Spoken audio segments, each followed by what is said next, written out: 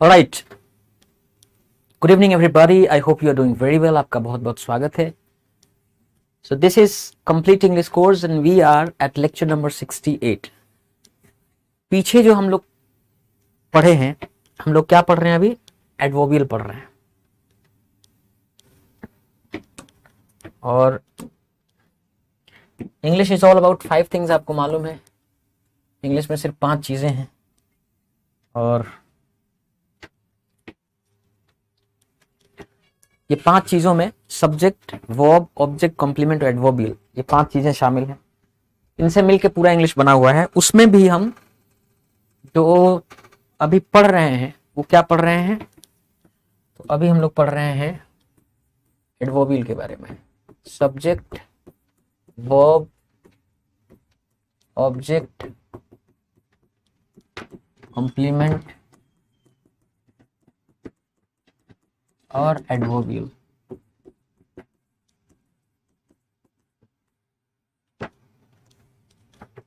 Adverbial के बारे में हम लोग पढ़ रहे हैं. लास्ट क्लास में मैंने बताया था कि एडवर्बियल के प्लेसमेंट के बारे में, कि एडवर्बियल का प्लेसमेंट एक बहुत इंपॉर्टेंट चीज है कि क्लॉज के अंदर एडवर्बियल कहां लिखा जाए. वैसे आप ओवरऑल आप इंग्लिश में एक चीज जान लीजिए. इंग्लिश में एक इंग्लिश का कैरेक्टरिस्टिक फीचर है, उसकी एक विशेषता है इंग्लिश के अंदर कि जो चीजें बाद में लिखी जाती है towards the end of the clause, जो चीज, जो इंफॉर्मेशन, जो हिस्सा क्लॉज में बाद में आए, टुवर्ड्स द एंड, अंतिम की तरफ आए, उस पे फोकस, उस पे एम्फेसिस, जोर ज्यादा होता है. जैसे अगर आप ये कहेंगे कि टुडे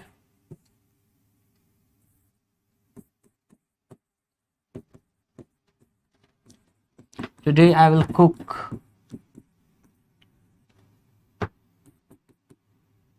fish. इसमें ज्यादा इंपॉर्टेंट चीज क्या है? मैंने बताया कि जो चीज बाद में आए. तो today I will cook fish, आज मैं बनाऊंगा, पकाऊंगा फिश. अब ये किस क्वेश्चन का आंसर दे रहा है? वो इस क्वेश्चन का आंसर दे रहा है कि आज मैं क्या पकाऊंगा. Today I will cook what, आज मैं पकाऊंगा क्या? तो फिश पकाऊंगा, मछली. इस सवाल का जवाब दे रहा है. एक कॉन्ट्रास्ट देखिए आप, एक सेंटेंस में लिखता हूं कि आई विल कुक फिश, मैं फिश बनाऊंगा टुडे, आज. अब इसमें सबसे इंपॉर्टेंट जो पीस ऑफ इंफॉर्मेशन है, जो सबसे इंपॉर्टेंट सूचना है, जिसके ऊपर एम्फेसिस या जोर सबसे ज्यादा है, वो है टुडे, आज. ये इस सवाल का जवाब दे रहा है कि मैं पकाऊंगा मछली कब? तो आज. तो इसमें ये इंफॉर्मेशन कि कब पकाऊंगा वो इंपॉर्टेंट है, इसमें क्या पकाऊंगा ये इंपॉर्टेंट है, फिश. तो ये एक कैरेक्टरिस्टिक फीचर है इंग्लिश लैंग्वेज का कि क्लॉज में जो चीज एंड में, टुवर्ड्स द एंड आता है, जो अंत में लिखा जाता है, उन चीजों पे फोकस या स्ट्रेस या एम्फेसिस, जोर ज्यादा होता है. तो शुरू में हमने बताया था कि इंग्लिश का डेफिनेशन क्या होता है, कि English is a group of words systematically arranged. English क्या है? तो अ ग्रुप ऑफ वर्ड्स है, शब्दों का एक समूह है. और शब्द किस प्रकार के, वर्ड्स किस प्रकार के? सिस्टमेटिकली अरेंज्ड, एक निश्चित क्रम व्यवस्था से सजाए गए शब्द होने चाहिए. तो इंग्लिश में 2 चीजें इंपॉर्टेंट है. एक तो वर्ड्स इंपॉर्टेंट है, शब्द आना चाहिए. दूसरा, उनका प्रॉपर सीक्वेंस, क्रम, ऑर्डर, अरेंजमेंट आना चाहिए. इंग्लिश में सीक्वेंस का, क्रम का, ऑर्डर का इतना महत्व है, वो हम पढ़ते आए हैं, देखते आए हैं.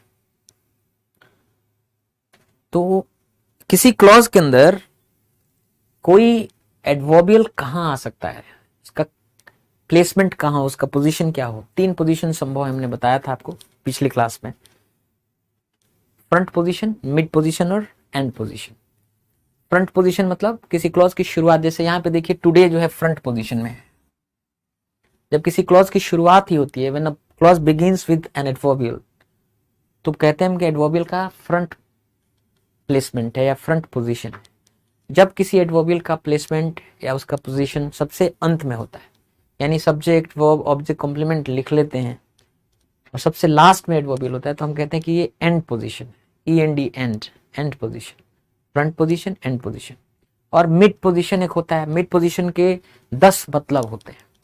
देयर आर 10 डिफरेंट सिचुएशंस, 10 अलग अलग सिचुएशंस हैं जिसमें मिड पोजीशन अलग अलग होता है. वो 10 कौन से अलग अलग 10 सिचुएशंस हैं, हम चर्चा कर चुके हैं. आज हम आपको बताएंगे कि किस तरह के एडवर्बियल्स का इस्तेमाल कहाँ होता है। ठीक है, आपको वैसे मालूम है कि एडजंक्ट, कंजंक्ट और डिसजंक्ट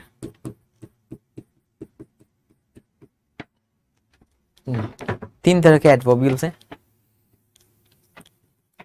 अब इसको कनेक्टिंग एडवर्बियल भी बोलते हैं, कनेक्टिंग एडवर्बियल,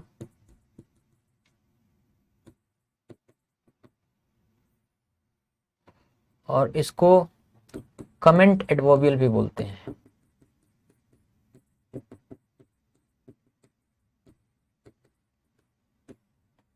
इसको कमेंट एडवर्बियल भी बोलते हैं।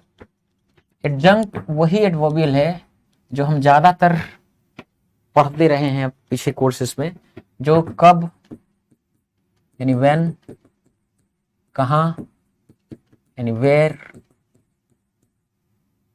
क्यों यानी वाई, किस ढंग से यानी इन व्हाट मैनर,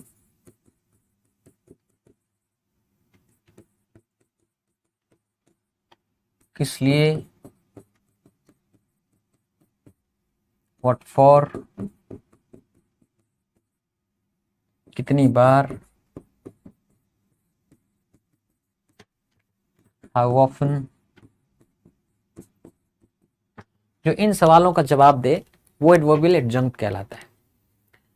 अब हम एडजंक्ट को भी कई तरह से कई कैटेगरीज में बांट सकते हैं। जैसे हम कह सकते हैं कि एडवर्बियल प्लेस, मतलब ऐसा एडवर्बियल जो प्लेस बताए कहाँ कोई चीज हो रहा है। जैसे शेयर यहाँ, देर वहाँ, इन द ग्राउंड ग्राउंड में, इन माई विलेज मेरे गांव में, अक्रॉस द वर्ल्ड दुनिया भर में। तो ये जो एडवर्बियल्स हैं इस सवाल का जवाब दे रहे हैं कि कोई चीज कहाँ, वेयर, तो हम इन्हें एडवर्बियल ऑफ प्लेस बोलेंगे। उसी तरह से हम जब बोलें एडवर्बियल ऑफ टाइम, समय बताने वाले एडवर्बियल्स, कब का जवाब देने वाले एडवर्बियल्स, कोई चीज कब, टुमारो कल, टुडे आज, इन द मॉर्निंग सुबह, एट 10 o'clock 10 बजे, इन 1993 1993 में, एवरी संडे हर संडे को। तो जो कब का जवाब दे उसको हम एडवर्बियल ऑफ टाइम कहेंगे। एडवर्बियल ऑफ मैनर, किस ढंग से का जब जवाब दे कि कोई चीज किस ढंग से, तो उसे हम एडवर्बियल ऑफ मैनर कहेंगे। धीरे धीरे, स्लोली, फास्ट तेजी से, चुपचाप क्वाइटली, शांतिपूर्वक पीसफुली, संभाल करके विद केयर, आसानी से इजीली, कठिनाई से विद डिफिकल्टी। तो ये जो एडवर्बियल्स हैं वो एडवर्बियल ऑफ मैनर है। उसी तरह से एडवर्बियल ऑफ पर्पस, उद्देश्य बताने वाले एडवर्बियल, किस लिए का जवाब देने वाले, किस लिए, है ना। फॉर क्लीनिंग द हाउस, घर को साफ करने के लिए। टू क्लीन द हाउस, घर को साफ करने के लिए, ताकि तुम जीत सको, so that you would win, ताकि आप जीत सको। तो ये जो एडवर्बियल्स हैं ये पर्पस बता रहे हैं, तो adverbial of purpose. Adverbial of reason, कारण बताने वाला, खराब स्वास्थ्य के कारण, ओइंग टू इल हेल्थ, उसके जिद के कारण, बिकॉज ऑफ हिज इंसिस्टेंस, क्योंकि वो नाराज था, बिकॉज ही वॉज अपसेट। तो ये जो एडवर्बियल्स है एडवर्बियल ऑफ रीजन एक कारण है। एडवर्बियल ऑफ फ्रीक्वेंसी दो तरह के होते हैं। फ्रीक्वेंसी मतलब कितनी बार, आवृत्ति, फ्रीक्वेंसी कितनी बार का जवाब देने वाले दो तरह के एडवर्बियल्स। एक एडवर्बियल ऑफ डेफिनेट फ्रीक्वेंसी, कि निश्चित फ्रीक्वेंसी पता चले कि दिन में 2 बार, ट्वाइस अ डे, हर संडे को, एवरी संडे, हर हफ्ते पर, वीकली, ये सब डेफिनेट फ्रीक्वेंसी बताने वाले एडवर्बियल्स हैं। और इनडेफिनेट फ्रीक्वेंसी, अनिश्चित फ्रीक्वेंसी बताने वाले भी एडवर्बियल्स होते हैं। जैसे हमेशा, ऑलवेज, कभी कभी, समटाइम्स, अक्सर, ऑफ्टन, फ्रिक्वेंटली, अक्सर, है ना, रेयरली, ना के बराबर, सेल्दम, ना के बराबर, ओकेजनली, कभी कभार। ये सब एडवर्बियल ऑफ इनडेफिनेट फ्रीक्वेंसी। तो हम जो अलग अलग तरह की ये एडवर्बियल्स की चर्चा कर रहे हैं, एडवर्बियल ऑफ प्लेस है, adverbial of definite frequency, adverbial of indefinite frequency, adverbial of manner, adverbial of reason, adverbial of certainty, certainty या निश्चितता बताने वाले एडवर्बियल्स। प्रोबेबली, संभवतः, सर्टेनली, निश्चित रूप से, डेफिनेटली, निश्चित रूप से, ये सब एडवर्बियल ऑफ सर्टेनिटी है, निश्चितता बताने वाले। एडवर्बियल ऑफ कंप्लीटनेस, जो कंप्लीटनेस बताए, कोई काम कितना, तो नियरली, लगभग पूरा, ऑलमोस्ट, लगभग पूरा, कंप्लीटली, पूरी तरह से, पार्शियली, आंशिक रूप से, पार्टली, आंशिक, आंशिक रूप से,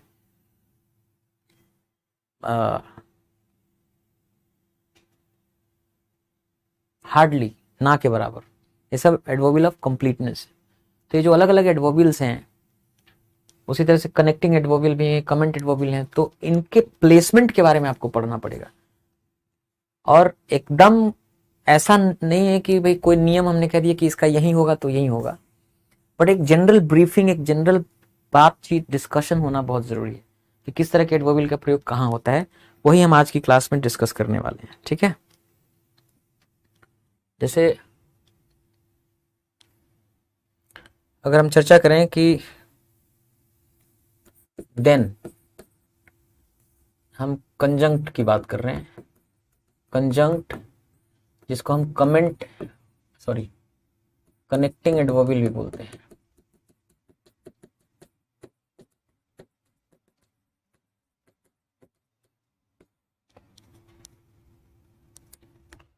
देन मतलब उसके बाद।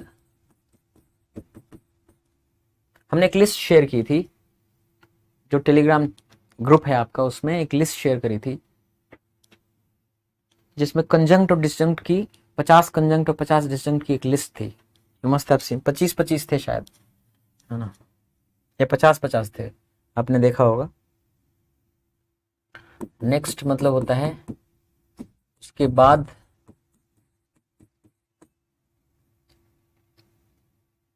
आफ्टर दैट, उसके बाद, बिसाइड्स, इसके अलावा, एनीवे, वैसे भी, सडनली, तभी अचानक,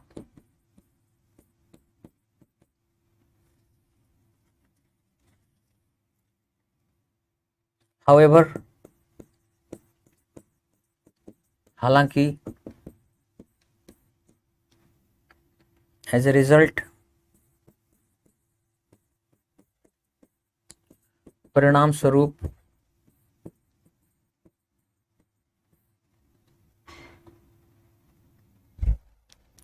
ऑन द अदर हैंड,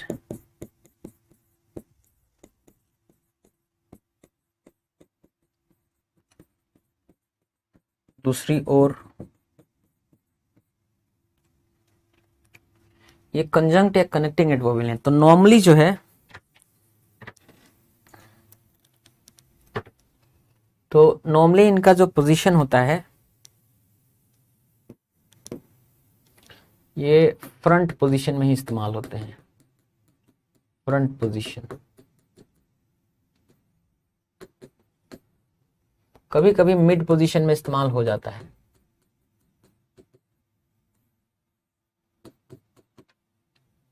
पर ज्यादातर इनका फ्रंट पोजीशन में ही इस्तेमाल होता है।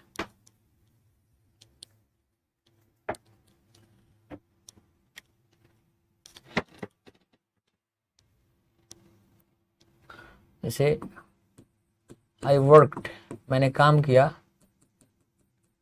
टिल 5 o'clock, 5 बजे तक काम किया। देन, फिर, उसके बाद, आई वेंट होम, मैं घर चला गया।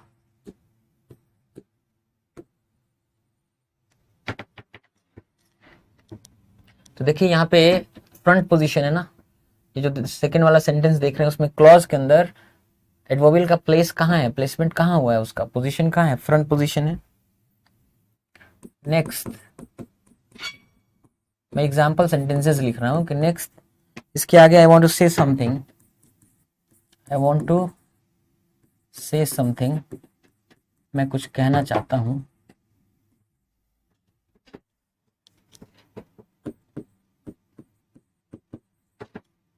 I want to say something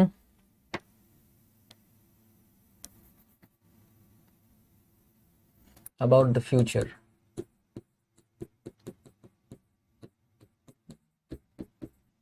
मैं फ्यूचर के बारे में कुछ कहना चाहता हूं।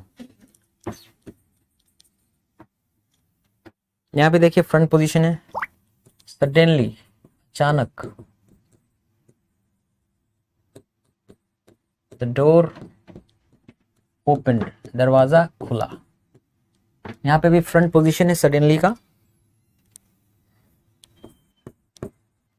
सम ऑफ अस, हम में से कुछ लोग, वांट अ न्यू सिस्टम, एक नया सिस्टम चाहते हैं। However, हालांकि, not everybody agrees,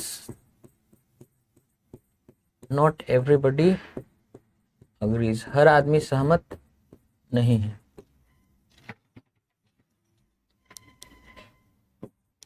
It was hard, it was hard work, कठिन काम था। On the other hand, लेकिन दूसरी ओर,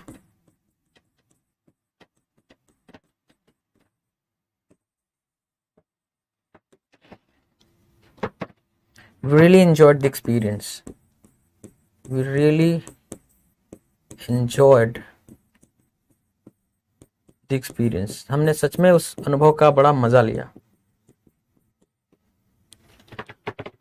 तो जो दूसरा सेंटेंस देख रहे हैं, इसमें जो क्लॉज है, क्लॉज के अंदर अलग अलग जो कंपोनेंट्स या पार्ट्स या पुर्जे प्लेस किए गए हैं फ्रंट पोजीशन में, ऑन दी अदर है। तो नॉर्मली जो कनेक्टिंग एडवर्बियल्स हैं उनका फ्रंट पोजीशन में इस्तेमाल होता है, कभी कभी मिड पोजीशन में इस्तेमाल हो सकता है। जैसे आप जैसे ये लिख सकते हैं कि not everybody, not everybody however agrees, हर आदमी लेकिन सहमत नहीं है। इसमें देखिए मिड पोजीशन में इस्तेमाल हुआ है।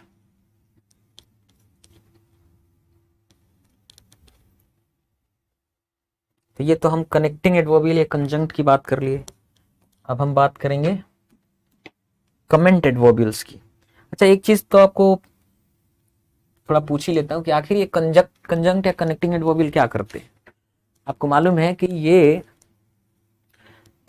जो नया बात या जो नई सेंटेंस कही जा रही है, वो नया सेंटेंस या नई बात पिछली बात से जुड़ी हुई लगे, एक कनेक्शन, एक कोहेरेंस हो, ये स्थापित करते हैं, स्टैब्लिश करते हैं। जैसे अगर आप आई वॉक टिल 5 o'clock, मैंने काम किया 5 बजे तक, अगर दिन ना होता आप कहते आई वेंट होम, मैं घर चला गया। मैंने काम किया 5 बजे तक, आई वेंट होम, घर चला गया। जुड़ा हुआ नहीं लग रहा है, कोहेरेंट नहीं लग रहा है। दोनों जो बातें हैं एक दूसरे से जुड़ी हुई नहीं लग रही हैं, इनके बीच में कोहेरेंस नहीं लग रहा है, प्रवाह, जुड़ाव नहीं लग रहा है। लेकिन अगर आप देन लगा दे रहे हैं तब कैसा बन रहा है, आई वॉक टिल 5 o'clock, में 5 बजे तक काम किया, देन उसके बाद आई वेंट होम, में घर चला गया।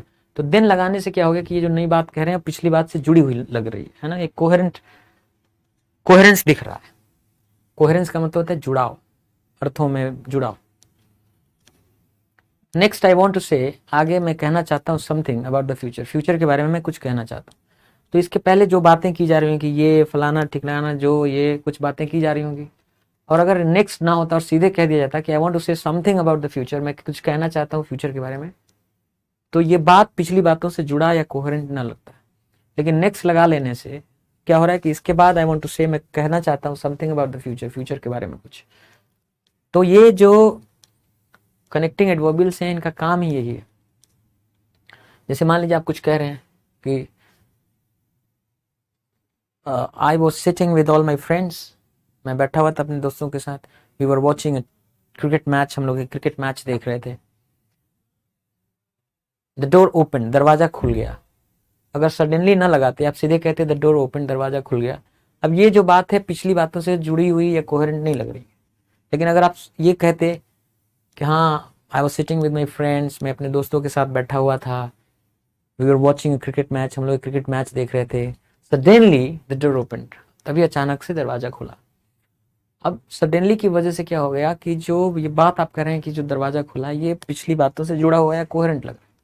तो कनेक्टिंग एडवर्बियल से कंजंक्शन का यही काम है कि जो नया बात आप कह रहे हैं वो नई बात पिछली बात से जुड़ी हुई या कोहेरेंट लगे, ये सुनिश्चित करने का काम करते हैं उसको, है ना, उस चीज को ये इंश्योर करने का काम करते हैं। तो हम बात कर रहे हैं प्लेसमेंट की, है ना, प्लेसमेंट ऑफ एडवर्बियल्स।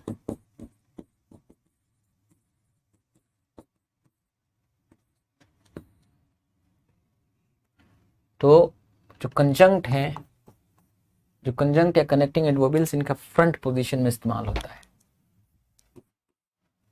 ना, कभी कभी मिड पोजीशन में भी इस्तेमाल होता है। वैसे ही कमेंट एडवर्बियल्स हैं, इनको हम डिसजंक्ट बोलते हैं।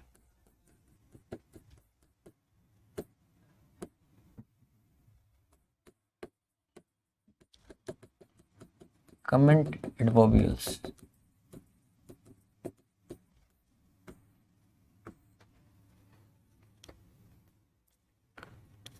जैसे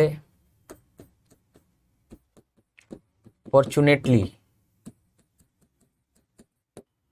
सौभाग्यवश, सौभाग्यवश, सरप्राइजिंगली, आश्चर्यजनक रूप से,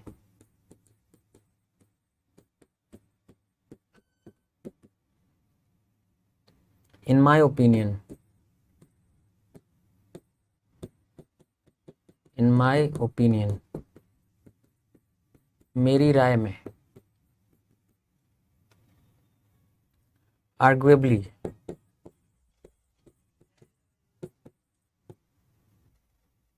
संभवतः, या तार्किक रूप से,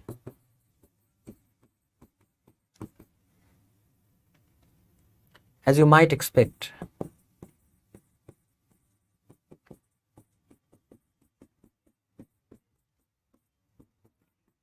जैसा कि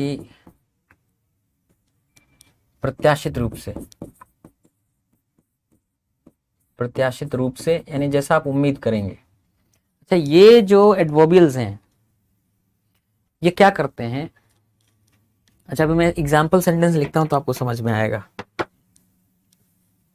फॉर्चुनेटली, फॉर्चुनेटली, सौभाग्यवश, several people have decided to help us, several people came forward, कई लोग आगे आए, to help us, हमारी सहायता करने के लिए। stupidly, stupidly मतलब मूर्खतावश। I did not read, मैंने पढ़ा नहीं, the contract, कॉन्ट्रैक्ट को, समझौता पत्र को पढ़ा नहीं, before signing it, उसको साइन करने के पहले। आर्ग्युएबली, संभवतः, तार्किक रूप से, जिसके लिए तर्क दिया जा सके, संभवतः, this is her finest novel, ये उनका सबसे अच्छा उपन्यास है। एज यू माइट एक्सपेक्ट, जैसा कि आप उम्मीद करेंगे।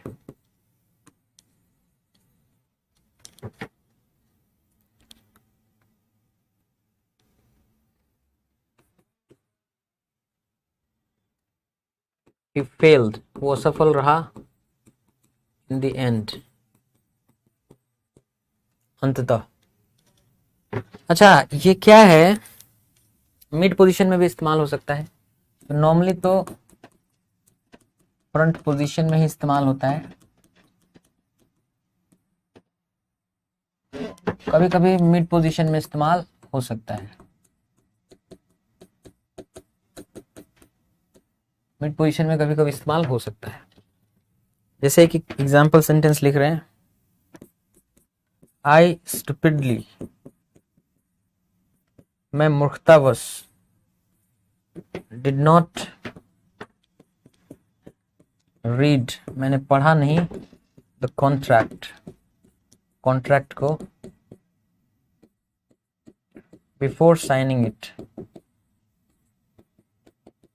इसको साइन करने के पहले। यहाँ पे मिड पोजीशन में आया है। तो जो कमेंट एडवर्बियल्स होते हैं ये क्या करते हैं कि कोई व्यक्ति जो कमेंट कर रहा है उस कमेंट के प्रति क्या सोच है, एटीट्यूड है उसका, जो बात ये कह रहा है ये बात किस तरह से उसको, ये बात किस तरह से लेता है। So when you are making a comment, when you are stating something, जब आप कुछ कह रहे हैं तो वो बात जो कह रहे हैं उसको लेकर आपका ख्याल या विचार क्या है, how you see that statement, या how you see that comment, how you see that particular piece of information. Sentence के अंदर जो बात कह रहे हैं वो बात आपको किस तरह से आप लेते हैं, क्या मानते हैं, उसके बारे में आपका ख्याल क्या है, ये दिखाने का काम कर रहा है। जैसे सेवरल पीपल केम फॉरवर्ड, कई लोग आगे आए टू हेल्प अस, हमारी सहायता करने के लिए। ये जो आप बात कर रहे हैं इसके प्रति आपका नजरिया है कि फॉर्चुनेटली, सौभाग्यवश, आप मान रहे हैं कि ये सौभाग्य की बात थी कि कई लोग हमें सहायता करने के लिए वापस आए, मतलब सामने आए। तो ये जो बात आप कह रहे हैं, ये जो सेंटेंस या स्टेटमेंट है, उसके लिए, उसके प्रति आपका ख्याल, नजरिया क्या है, वो ये दिखाने का काम करता है डिसजंक्ट या कमेंट एडवर्बियल। जैसे यहाँ ये बात कही गई कि I did not read the contract, मैंने कॉन्ट्रैक्ट नहीं पढ़ा बिफोर साइनिंग इट, इसको साइन करने के पहले। ये जो चीज मैं कह रहा हूँ इसको लेकर मेरा ख्याल है कि ये एक बेवकूफ़ी थी। तभी आप कह रहे हैं कि स्टूपिडली, बेवकूफ़ी या मूर्खतावश, मूर्खता के कारण, I did not read the contract, मैंने कॉन्ट्रैक्ट नहीं पढ़ा बिफोर साइनिंग इट, इसको साइन करने के पहले। आर्ग्यूएबली, संभवतः, this is her finest novel, आप ये जो बात कह रहे हैं कि ये उसका सबसे अच्छा नॉवल है, इसको लेकर आपका ख्याल है कि इसके लिए बहुत सारे कारण हैं, है ना, हम आर्गुमेंट दे सकते हैं, आर्ग्यू कर सकते हैं इसके लिए, तो संभवतः ये उसका सबसे अच्छा नॉवल है। एज यू माइट एक्सपेक्ट, जैसा कि आप उम्मीद करेंगे प्रत्याशित रूप से, he failed in the end, वो असफल रहा अंततः। तो ये जो कह रहा है कि वो he failed in the end, कि वो अंततः असफल रहा, तो जो आदमी बोल रहा है उसको लग रहा है कि उसका तो फेल होना तय था, कि जैसा कि सब लोग उम्मीद करेंगे, आप भी उम्मीद करेंगे, ऐसा ख्याल है उसका कि बहुत ही नेचुरल था, naturally he failed in the end, जैसा कि आप एक्सपेक्ट करेंगे वो फेल हो गया। तो ये जो कमेंट एडवर्बियल्स होते हैं ना, ये जो भी कमेंट आप कर रहे हैं उस कमेंट के प्रति आपका क्या ख्याल है, उस चीज को हाउ यू परसीव, कैसे देखते हैं, ये दिखाने का काम करते हैं। ठीक है, तो नॉर्मली इनका आप जैसा देख रहे हैं फ्रंट पोजीशन में इस्तेमाल हो रहा है, फ्रंटिंग हो रही है इनकी। मिड पोजीशन में भी इस्तेमाल हो सकता है, जैसे कि you saw here, mid position में भी इसका इस्तेमाल कर सकते हैं। ठीक है,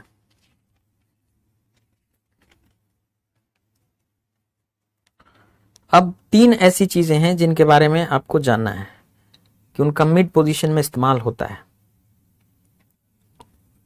देखिए, एक तो इंडेफिनिट फ्रीक्वेंसी,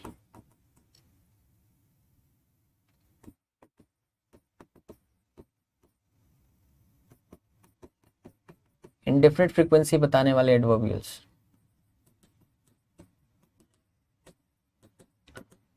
और सर्टेनिटी और कंप्लीटनेस, तीन चीज बताने वाले मिड पोजीशन में इस्तेमाल होता है। इंडेफिनिट फ्रीक्वेंसी एडवर्बियल्स कैसे होते हैं, इनका इस्तेमाल मिड पोजीशन में होता है।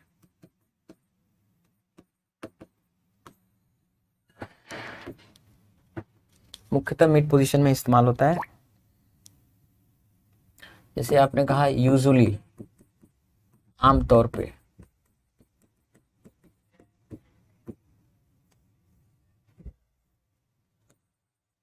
यूजुअली आमतौर पे, है ना, नॉर्मली, ये भी आमतौर पे,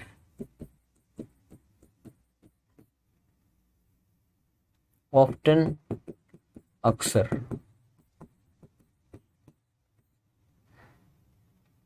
फ्रीक्वेंटली, अक्सर, समटाइम्स, कभी कभी।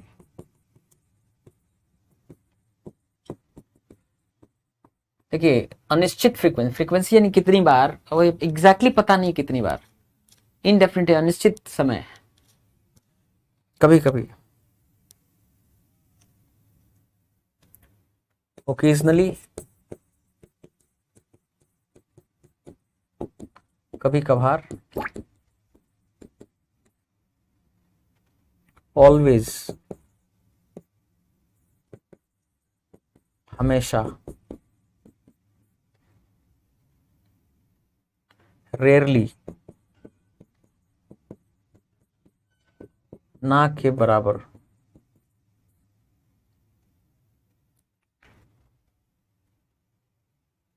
एवर, कभी, हार्डली एवर,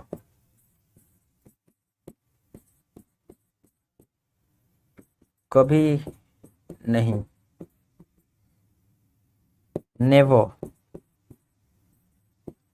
कभी नहीं,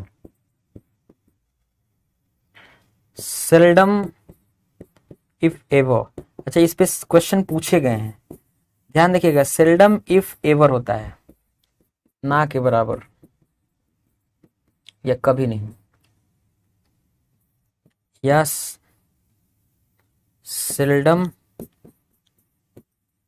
और नेवर, कभी नहीं। अगर आप ठीक से देखें तो सेल्डम मतलब ना के बराबर, इफ एवर अगर कभी हुआ भी है तो ना के बराबर, सेल्डम और नेवर मतलब कभी नहीं, मतलब ना के बराबर या कभी नहीं, सेल्डम और never.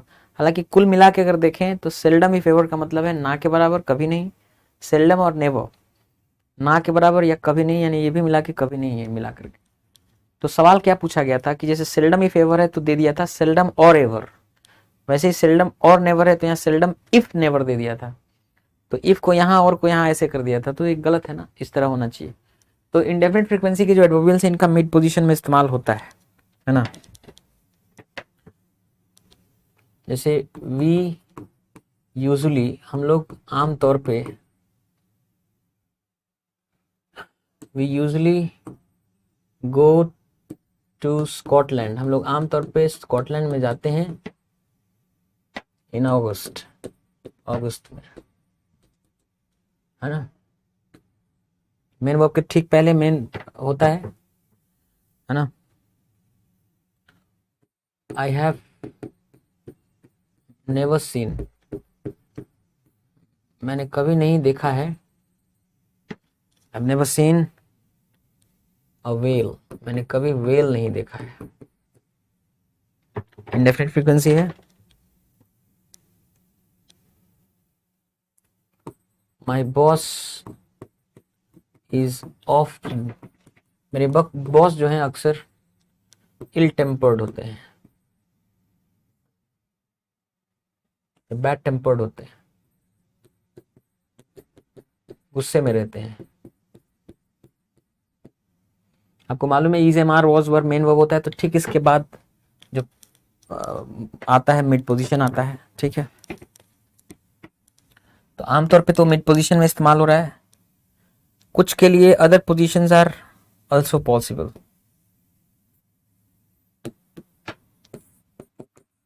Other positions are also possible, दूसरे पोजीशंस भी संभव हैं फॉर मोस्ट ऑफ देम, इनमें से अधिकांश के लिए।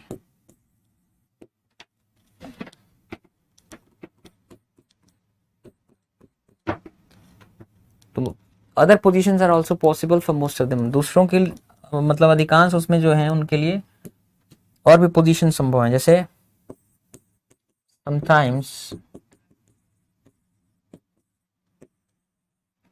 समटाइम्स आई थिंक, कभी कभी मुझे लगता है, आई वुड लाइक, मुझे अच्छा लगता, टू लिव, रहना, समवेयर एल्स, कहीं और। देखिए यहाँ फ्रंट पोजीशन हो गया, यहाँ मिड पोजीशन नहीं है। आई सी हर, मैं उससे मिलता हूं ओकेजनली, कभी कभार, यहाँ पे देखिए एंड पोजीशन हो गया। तो नॉर्मली इंडेफिनिट फ्रीक्वेंसी एडवर्बियल्स का इस्तेमाल मिड पोजीशन में होता है, but other positions are also possible for most of the, उनमें से अधिकांश के लिए। तो आप ये सोचेंगे कि सर फिर बताने का फायदा क्या, कि एक समय आपने कहा मिड पोजीशन में इस्तेमाल हो गया, फिर आप कहें कि नहीं दूसरे पोजीशन भी संभव है, तो इससे फायदा क्या हुआ? भाई ये कोई रूल ऐसा नहीं है कि प्रेस्क्रिप्टिव रूल है कि नहीं यही इस्तेमाल होगा, नहीं। ये डिस्कशन इसीलिए कह रहे हैं, जरूरी है कि ये जान लो, इन बातों पर एक डिस्कशन, एक ब्रीफिंग, एक इंफॉर्मेशन आपको होना चाहिए। तो एकदम अब जब आप पढ़ते हुए देखिए ये सब चीज अपने आप स्पष्ट हो जाता है। जब आप बहुत रीडिंग करते हैं ना, जब रीडिंग और लिसनिंग करते हैं एक्सपोजर होता है, और जब ये सब पढ़ने के बाद आप अवेयर हो जाएंगे, थोड़ा ध्यान रखना शुरू करेंगे इन चीज़ों पर, तो अपने आप थोड़े ही समय में ये बात क्लियर हो जाता है और आपको मालूम चल जाता है कि कोई एडवर्बियल किसी पोजीशन में जो लिखा गया है वो सही है कि नहीं है। तो एकदम इस तरह से ये नहीं है कि आपको मिलेगा कि नहीं इसका इस्तेमाल यही होगा, ऐसा नहीं है। जैसे हमने कहा कि मिड पोजीशन में इस्तेमाल होगा, पर दूसरे पोजीशन भी पॉसिबल है, देखिए उनमें से कईयों के लिए। ठीक है, उसके बाद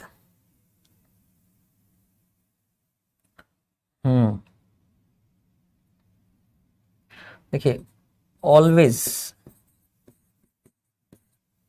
ऑलवेज और एवर,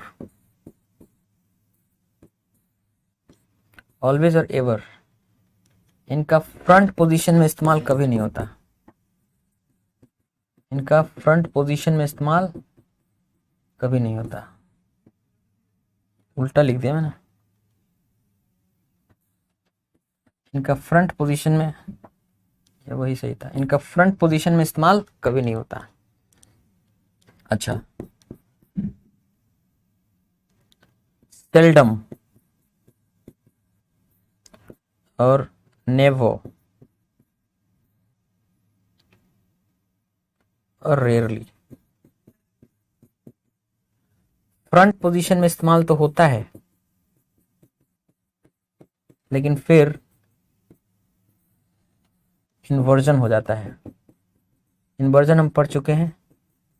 इन्वर्जन में क्या होता है कि इन्वर्जन का मतलब है कि वो पहले आता है और सब्जेक्ट बाद में आता है। ठीक है, अगर ये इनकी फ्रंट पोजीशन में इस्तेमाल हुई तो, अगर इनका फ्रंट पोजीशन में इस्तेमाल हुआ तो, एग्जाम्पल के लिए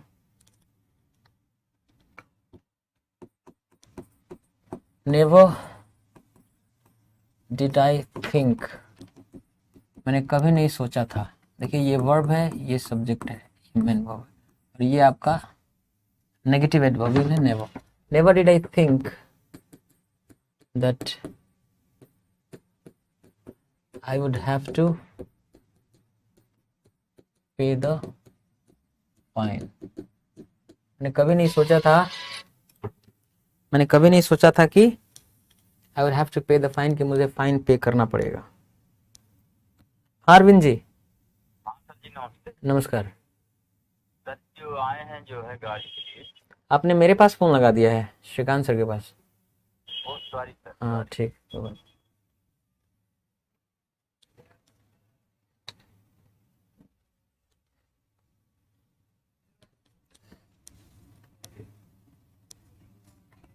है ना, उसी तरह से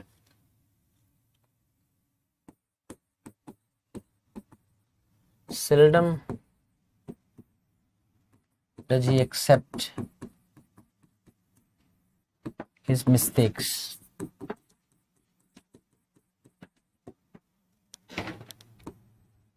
इसमें भी इन्वर्जन है, सब्जेक्ट बाद में वो पहले है। Seldom does he accept his mistakes, वो अपनी गलती सेल्डम मतलब ना के बराबर कभी नहीं एक्सेप्ट करता है। ठीक है, कुछ लोगों को क्या गलत, कुछ लोगों को लगता है,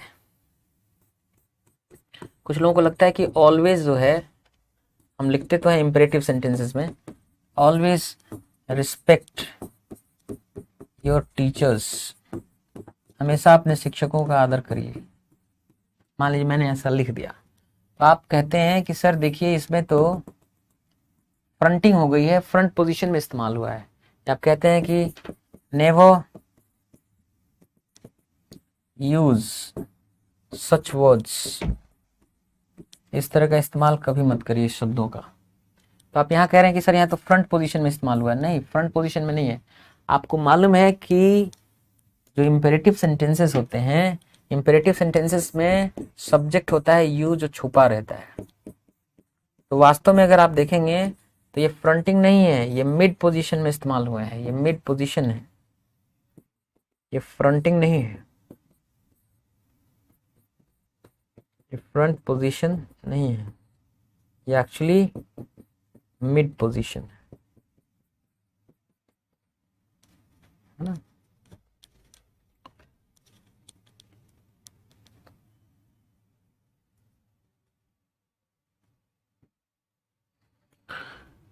ऑलराइट, अब adverbial of certainty, adverbial of certainty. Certain मतलब निश्चित होता है, सर्टेनिटी मतलब निश्चितता, निश्चितता बताने वाले एडवर्बियल्स है ना। प्रॉब्ली, प्रॉब्ली मतलब संभवतः, सर्टनली निश्चित रूप से,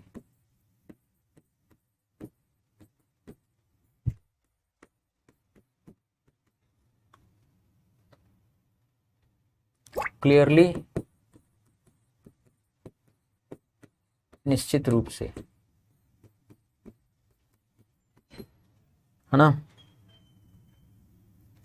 डेफिनेटली निश्चित रूप से,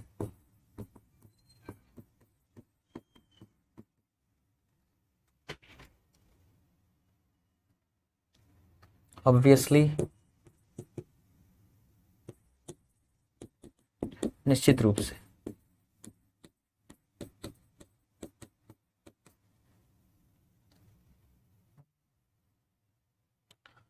तो जो एडवर्बियल ऑफ सर्टेनिटी है इनका भी मिड पोजीशन में ही इस्तेमाल होता है।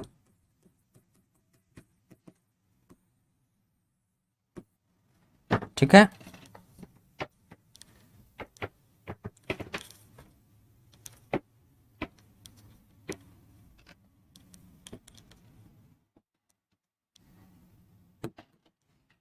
he probably thinks,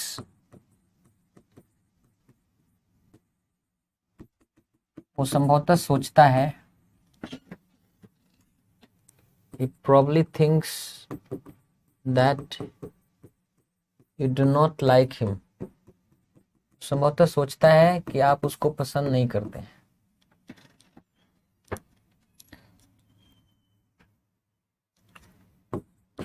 It will certainly,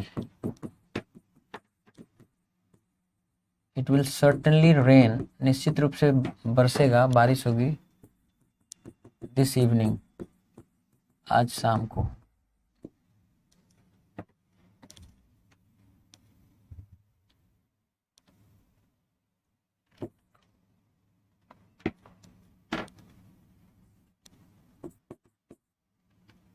He was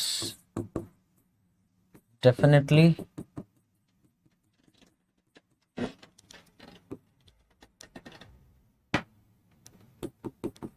in the wrong, निश्चित रूप से वो उसकी गलती थी।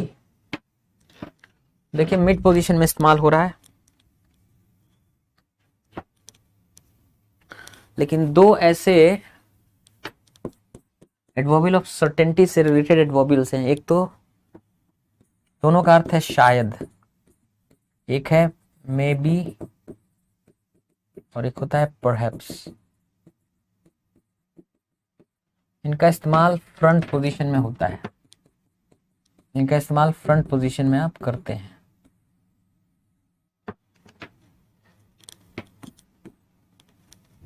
जैसे मे बी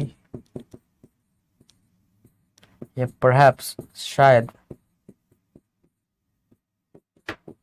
ही इज इल, शायद वह बीमार है,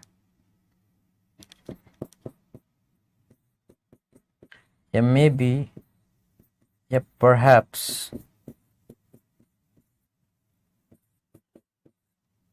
she was waiting. Perhaps she was waiting for someone. शायद वो किसी का इंतजार कर रही थी. तो देखिए मे बी और परहैप्स ऐसे दो एडवर्बियल ऑफ सर्टेनिटी है जिनका फ्रंट पोजीशन में इस्तेमाल हो सकता है. तो adverbial of indefinite frequency, adverbial of certainty और एडवर्बियल ऑफ कंप्लीटनेस का भी इस्तेमाल मिड पोजीशन में होता है.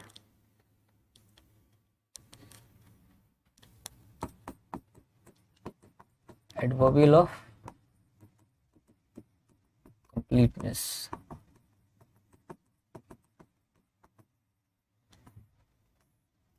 इसका भी इस्तेमाल मिड पोजीशन में ही होता है.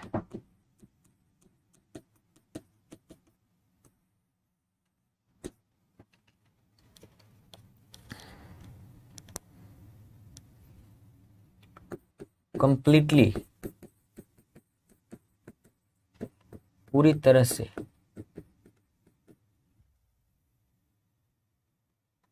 प्रैक्टिकली,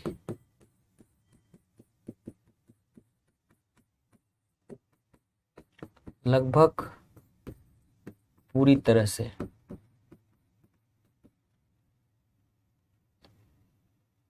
ऑलमोस्ट, लगभग पूरा,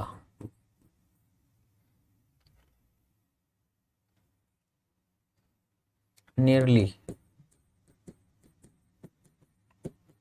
लगभग पूरा,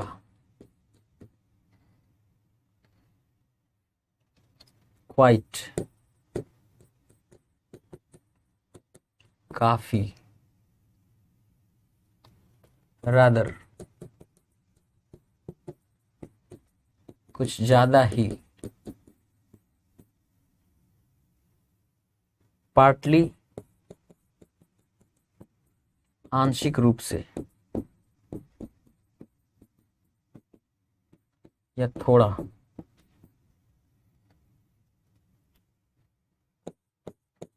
सॉर्ट ऑफ और काइंड ऑफ, दोनों का मतलब होता है थोड़ा बहुत.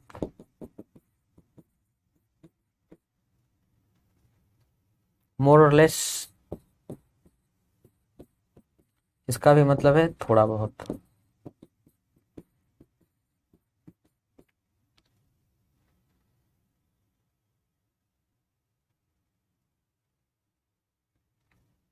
हार्डली, ना के बराबर.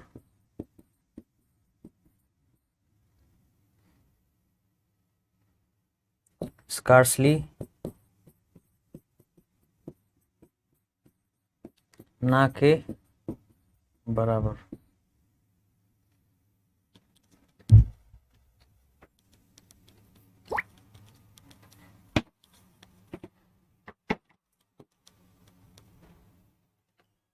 I have completely forgotten your name.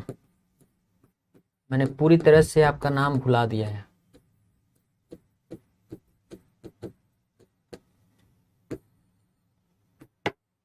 I have completely forgotten your name. देखिए मिड पोजीशन है.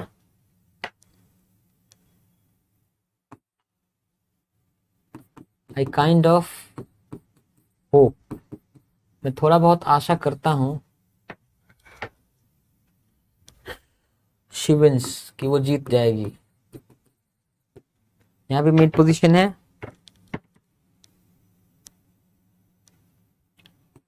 It hardly matters, ये बिल्कुल मैटर नहीं करता है, बिल्कुल महत्वपूर्ण नहीं है. It was almost dark, लगभग पूरी तरह से अंधेरा हो गया था. और एक बात बताएं कि एडवर्बियल ऑफ कंप्लीटनेस का जो मिड पोजीशन होता है, इसके मिड पोजीशन में खासियत क्या है कि हेल्पिंग वर्ब,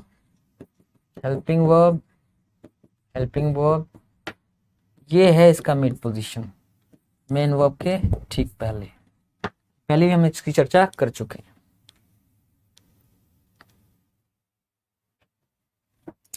तो I will have completely finished it by next June. अगले जून तक मैं इसे पूरी तरह से खत्म कर चुका होऊंगा। मेन वर्ब के ठीक पहले इस्तेमाल होता है।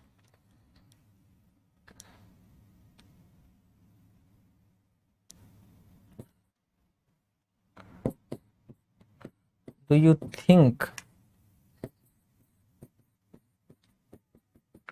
you think क्या आपको लगता है the repair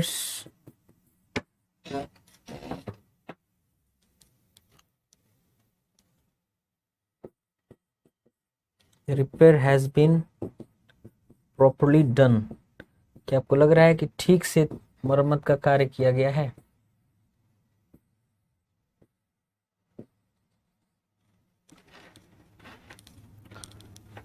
तो ये है मिड पोजीशन, ठीक है।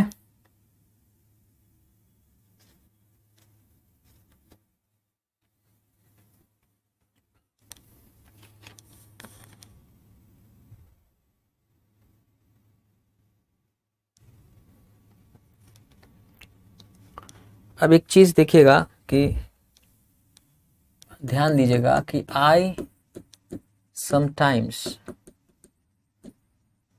मैं कभी कभी विजिट माई ओल्ड स्कूल, जो मेरा पुराना स्कूल है मैं उसको विजिट करता हूँ, वहां पे घूमने देखने जाता हूँ, ठीक है। तो यहाँ तो मिड पोजीशन है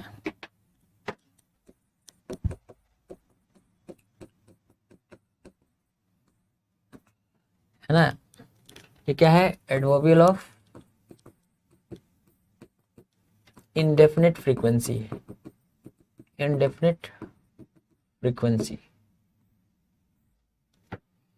लेकिन सेम अर्थ देता है।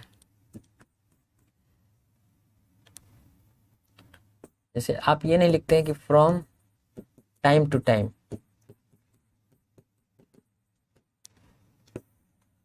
आई from time to time visit my old school, है ना। ये भी एडवर्बियल ऑफ इंडेफिनिट फ्रीक्वेंसी है,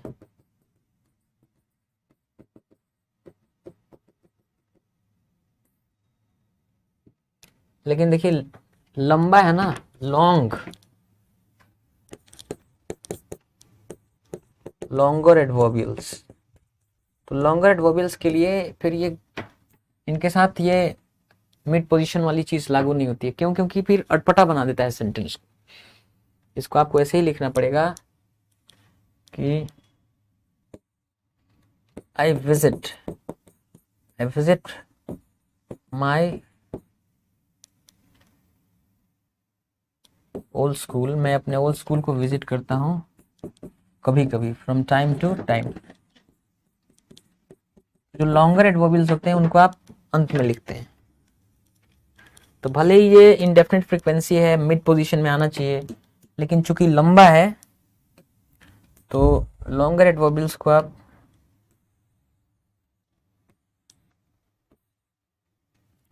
है ना एंड पोजीशन में लिखते हैं। From time to time, I visit my old school from time to time. ये एडजस्टमेंट करना पड़ता है आपको, ठीक है। कि लंबा एडवर्बियल है तो जरूरी नहीं है कि अब मिड पोजीशन में ही लिखना है, नहीं लिखना है ना।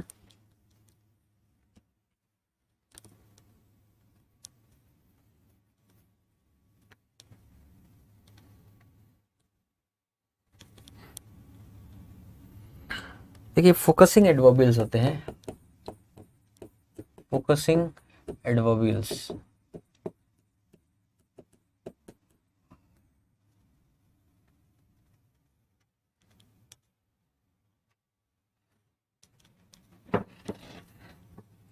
या तो ये मिड पोजीशन में इस्तेमाल होते हैं,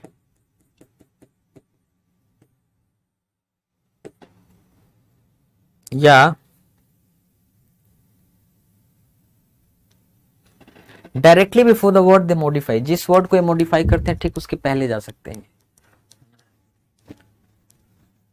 फोकस करते हैं किसी particular part of the clause, clause का कोई पर्टिकुलर हिस्सा होता है उसको फोकस करना, उस पर जोर देने का काम करते हैं। जैसे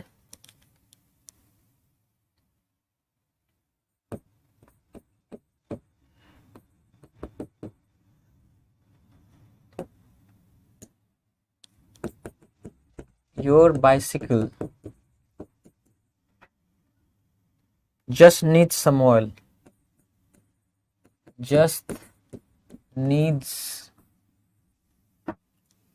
some oil, that's all।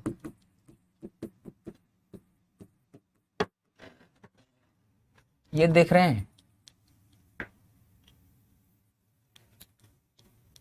ये एक्चुअली मिड पोजीशन है मेन वर्ब के ठीक पहले, लेकिन ये किसको एम्फसाइज करने का काम कर रहा है? ये इसको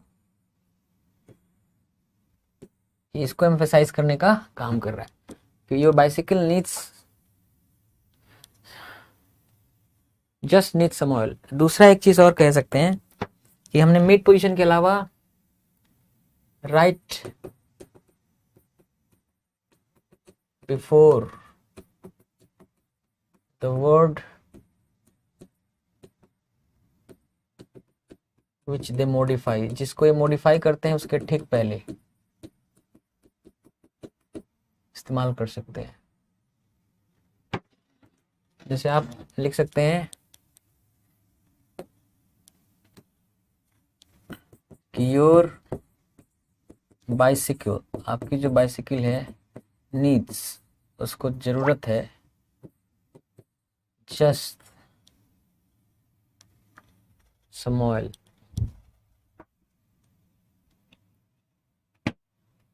नहीं, इसमें तो संभव नहीं है, दूसरे एग्जाम्पल्स में हम लिख सकते हैं इस बात को।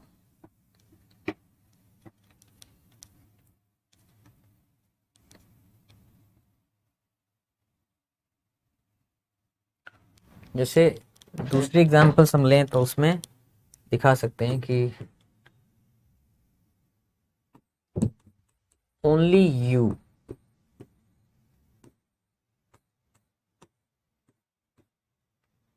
ओनली यू, केवल आप, कैन डू, केवल आप ही इसको कर सकते हैं। देखिए जिस वर्ड को मॉडिफाई करना है ठीक उसके पहले आया है। आई फील रियली टायर्ड, मैं बहुत थका हुआ महसूस कर रहा हूं। जिस वर्ड को मॉडिफाई करना है ठीक उसके पहले आया है। I feel really tired.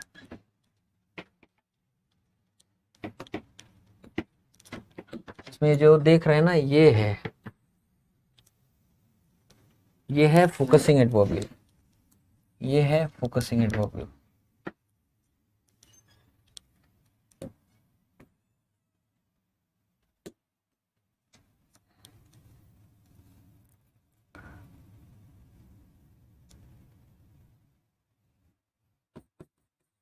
He has even been to America, वह अमेरिका भी गया है।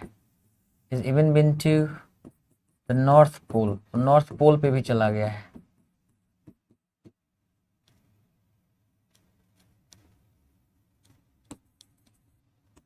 देखिए मिड पोजीशन है, लेकिन ये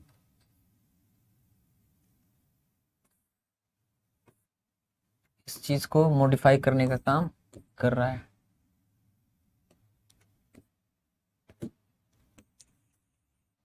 He's even been to the North Pole.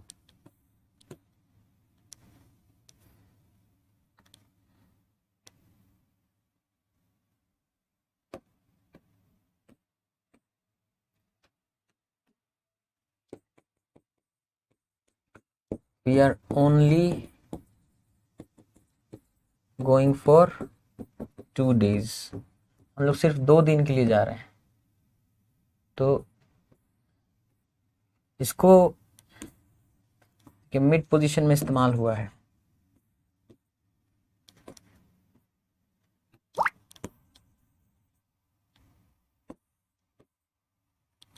We are only going for 2 days, हम लोग सिर्फ 2 दिन के लिए जा रहे हैं। हालांकि आप इसको वहां पे भी इस्तेमाल कर सकते हैं।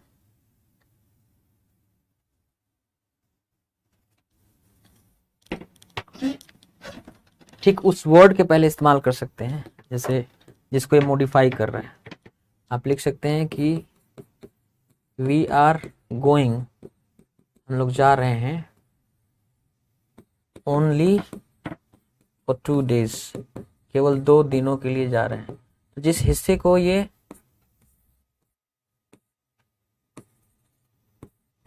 यहां भी कर सकते हैं इस्तेमाल। ये फोकसिंग एडवर्बियल्स हैं, ठीक है।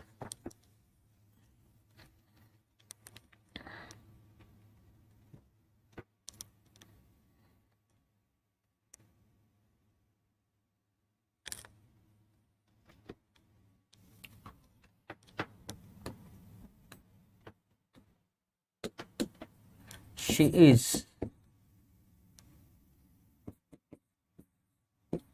she is also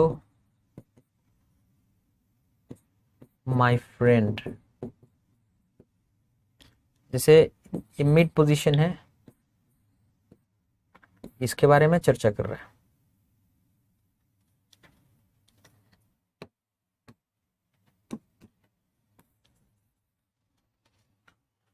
तो किसी एक पर्टिकुलर पार्ट ये या हिस्सा क्लॉज का है, उसको एम्फेसाइज या फोकस करने का काम करते हैं फोकसिंग एडवर्बियल्स, है ना।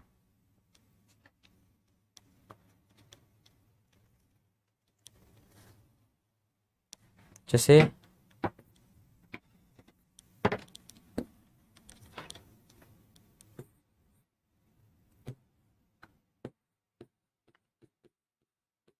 have not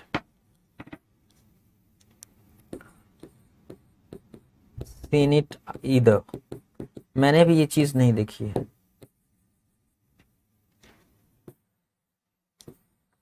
have not seen either, मैंने भी ये चीज नहीं देखी है।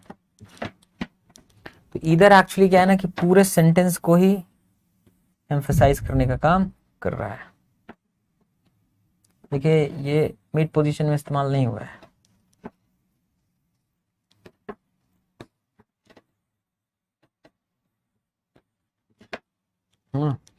हैव नॉट सीन इट इधर, मैंने भी नहीं देखा है इसको।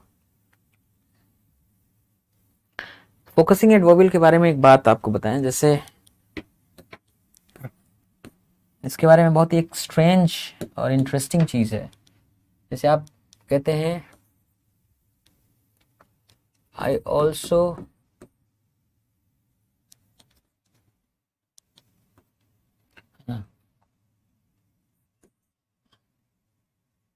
I also love chocolate।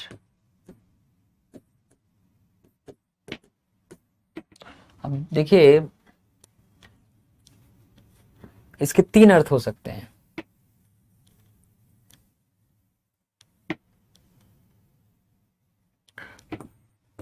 I also love chocolate।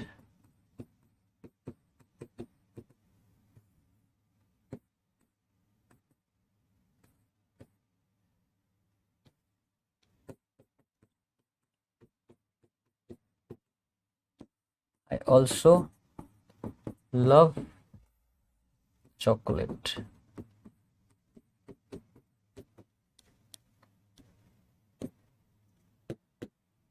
देखिए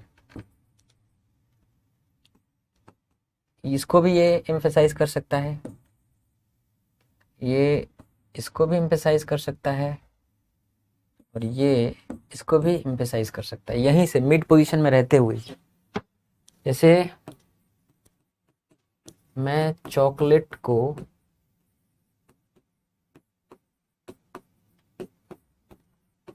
प्यार भी करता हूं,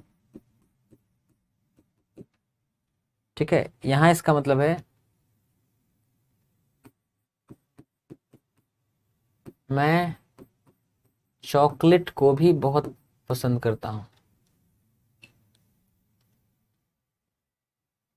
इसको प्यार ना लिख करके लिख दें कि चॉकलेट को बहुत पसंद भी करता हूँ। मैं चॉकलेट को भी बहुत पसंद करता हूँ। जस्ट सी, पढ़ने का लेकिन स्टाइल अलग है।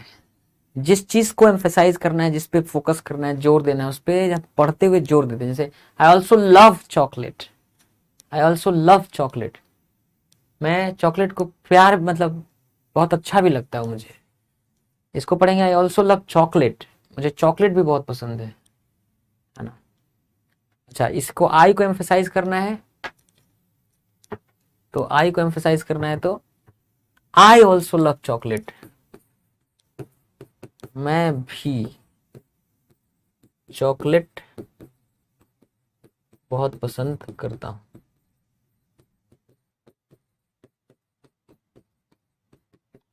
तो ये जो फोकसिंग एडवर्बियल्स है ना, एक जगह मिड पोजीशन में इस्तेमाल होंगे, लेकिन वहीं से वो किसी को भी एम्फेसाइज कर सकते हैं, फोकस कर सकते हैं, है ना।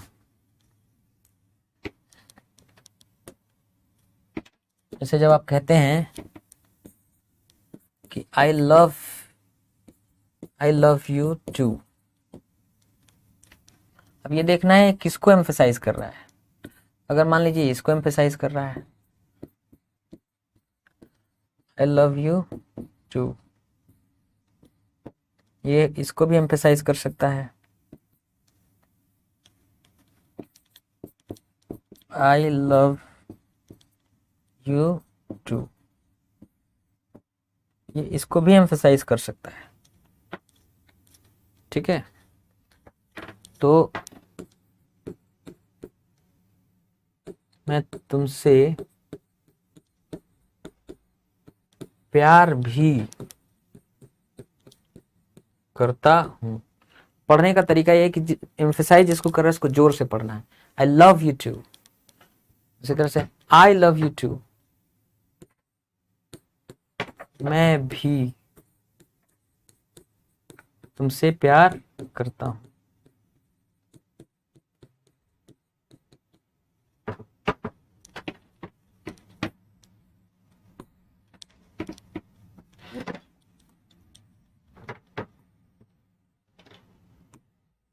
इस चीज पे जोर देना है, उसको मैं घेर दे रहा हूं ना, मैं भी तुमसे प्यार करता हूं।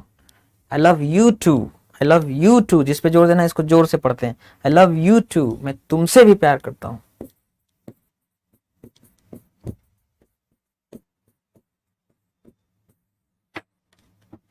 मैं तुमसे भी प्यार करता हूं। तो फोकसिंग एडवर्बियल्स क्या है कि मिड पोजीशन में रहेंगे और वहीं से वो किसी को भी एम्फेसाइज या फोकस करने का काम कर सकते हैं। ठीक है, so tomorrow adverbial of manner, adverbial of place, adverbial of time, ये तीन ऐसे एडवर्बियल्स हैं जिनके प्लेसमेंट की चर्चा करेंगे। So that's it for today, आज के लिए इतना ही। वोकैब बूस्टर लगाना, एडिटोरियल लगाना बहुत जरूरी है, मैं आप ही के लिए कर रहा हूं, है ना। यूट्यूब चैनल पे मैंने the English circle YouTube channel पे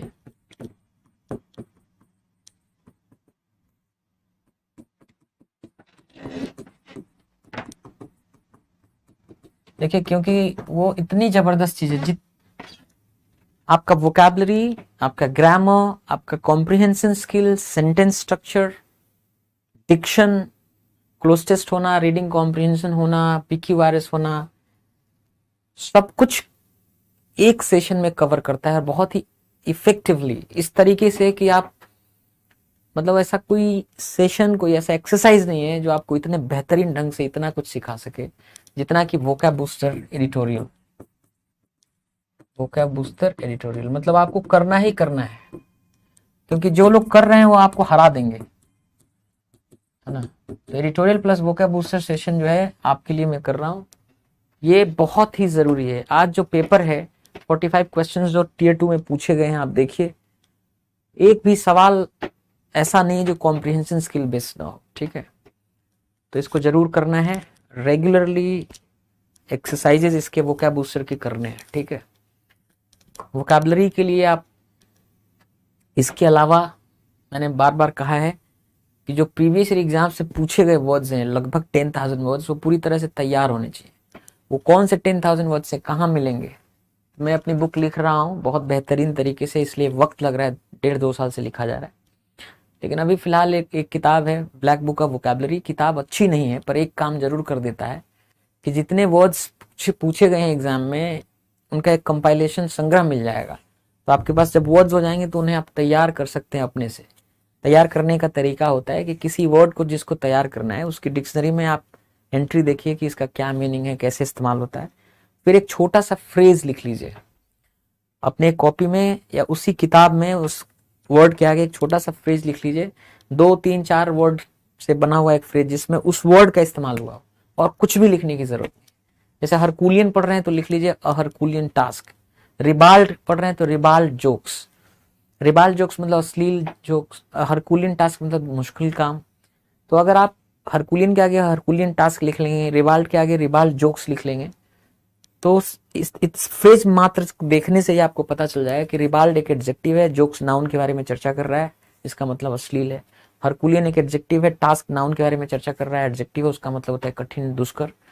सो when you look at this phrases while revising them, you will get to know everything about them. You will get to know everything means आपको meaning भी पता चलेगा, वो कौन सा वर्ड क्लास है, कहाँ यूज होता है, यू कैन नो एवरीथिंग। सो हमेशा यूसेज या कॉन्टेक्स्ट में वोकैबुलरी सीखना पड़ता है, ठीक है। निमोनिक्स जो पढ़ाते हैं लोग यूट्यूब पर, दैट्स वेरी वेरी हार्मफुल। अगर आप निमोनिक्स के तरीके से पढ़ रहे हैं तो आपकी अंग्रेजी न कभी आएगी, ना आपकी नौकरी कभी निकलेगी 50 साल में, ये भी आपको बता दें। वो बहुत ही डेंजरस है। अगर आप 5-6-7 सेशन भी देख चुके हैं तो बहुत इंटरफेयर करेगा आपकी जिंदगी में, वो नहीं करना है। दूसरी चीज, रटने वाला जो काम होता है ना, वो कोई फायदा नहीं है। कि जैसे शब्दों को रटना, कि बिग मतलब बड़ा, ह्यूज बड़ा, जाइगेंटिक बड़ा, जायंट बड़ा, लार्ज बड़ा, वास्ट बड़ा, मैमोथ, ह्यूमोंगस बड़ा, तब क्योंकि ये सारे वर्ड्स बहुत अलग अलग हैं। कॉन्टेक्स्ट में नहीं सीखेंगे, केवल आप ये सीखेंगे इतना मतलब ह्यूज मतलब बड़ा, वास्ट मतलब बड़ा, दिक्कत हो जाएगा आपके लिए। दिक्कत इस तरह से हो जाएगा कि एक तो याद नहीं रहेगा और आप कंफ्यूज होने लगेंगे। कभी कभी ह्यूज किसी दूसरे शब्द से मिलने लगेगा, आप ह्यूज मतलब बड़ा ना करके ह्यूज मतलब कुछ और ही कहने लगेंगे। एक तो प्रॉब्लम ये है। दूसरा, अगर एग्जाम में आएगा क्लोज टेस्ट में, फिल द ब्लैंक में या एंटोनिम सिनोनिम्स में भी, तो हो सकता है कि ऑप्शन में चारों वर्ड मिल जाए, वास्ट भी मिल जाए, प्रोफाउंड भी मिल जाए, एक है ना, कोलोसल भी मिल जाए, जायंट भी मिल जाए। तब आप सोचेंगे यार ये चारों ऑप्शन सबका मतलब तो बड़ा ही होता है, फिर कंफ्यूज हो जाएंगे। तो ये चारों अर्थ बड़ा होता है, लेकिन अलग अलग तरह का बड़ा, अलग अलग सेंस में बड़ा। जैसे बड़ा ब्रदर है तो बड़ा भाई है तो ह्यूज ब्रदर नहीं बोल सकते आप, हाँ, उसका ज्ञान बड़ा है तो आप ह्यूज नॉलेज नहीं बोल सकते, प्रोफाउंड नॉलेज बोल सकते हैं ना। तो इसीलिए कह रहे हैं कि रटने पर भी काम नहीं करना है। रीडिंग से जितना एक वोकैबुलरी इन्हांस होता है, जितना लिसनिंग से वोकैबुलरी इन्हांस होता है, प्लस जो तरीका हमने बताया, किसी नए वर्ड को सीखना है तो उसको डिक्शनरी में देख के एक छोटा फ्रेज लिखना, यही सही तरीका है। So that's it for today. I'll see you next time. Till then, take care of yourself. Bye bye.